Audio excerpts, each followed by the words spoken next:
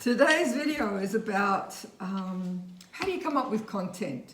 Is there a step-by-step process to actually creating content for your blogs, for your YouTube videos, for your podcasts? I'm Angie. I'm Stefan.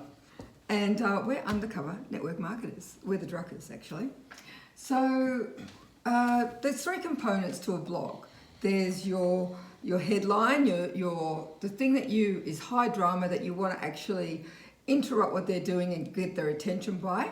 Then there's your story, the background, how you came to learn the lesson. And of course, then there's the lesson, the nugget.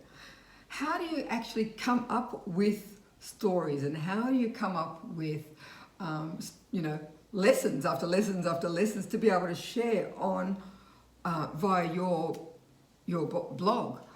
Well, as you go through your day, as you go through your life, as you read things, when we're in business, we read a lot, we watch a lot of YouTube.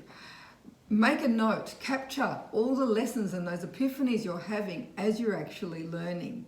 But one of the things that we've learned is to actually do it straight away. Do it while you have had that epiphany, so that you've got that energy and emotion that you're taking and putting into the video. I don't know how many people I've seen doing YouTube videos, while they're driving or while somebody else is driving. And I think to myself, why are they doing that? Can't they just stop somewhere and actually do a video? It's because that's when they've had that epiphany. That's when they've had that lesson. The penny has dropped, and they want to capture the emotion that they've experienced from learning that lesson. So do it straight away as soon as you've learnt it. The second thing is, how do you actually teach them? When they say when you learn for two, so one for yourself and one to teach. Now, I'm a natural teacher. I have a training business, but Stefan finds it different. Yeah, I'm not a natural teacher at all, and I didn't learn for two at all. And one of the things that I had, like that epiphany thing happened to me, I played drums for 30 years, in a band, and I did, of that 30 years, quite a few years I did professionally as well. So, and then once Angie and I, my wife and I, we came to idea for me to actually, so I can give the lessons to the kids from home, teach them how to play drums.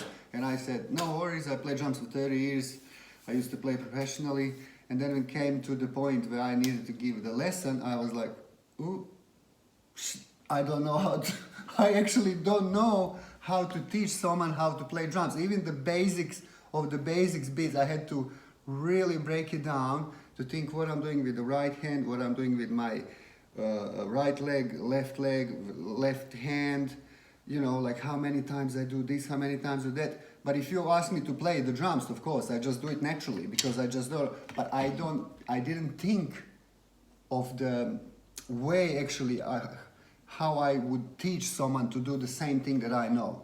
So I think knowing something and teaching someone something is two different things. So knowing and teaching is two different things, totally two different things. Yeah. Yeah. And that actually is a great point, because when you are actually, how do you come up with a story? Well, you've got to have a background. There's a background story, a backstory. And,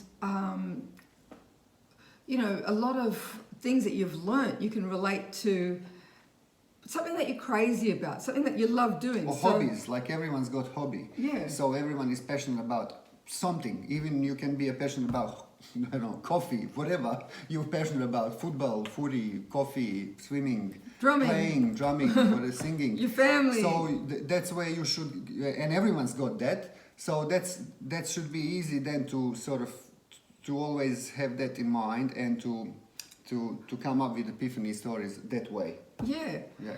So there's some tips.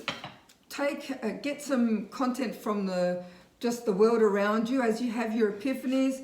Do your story right then and there, so you can transfer the emotion that you felt from what you've learned to the person that's listening.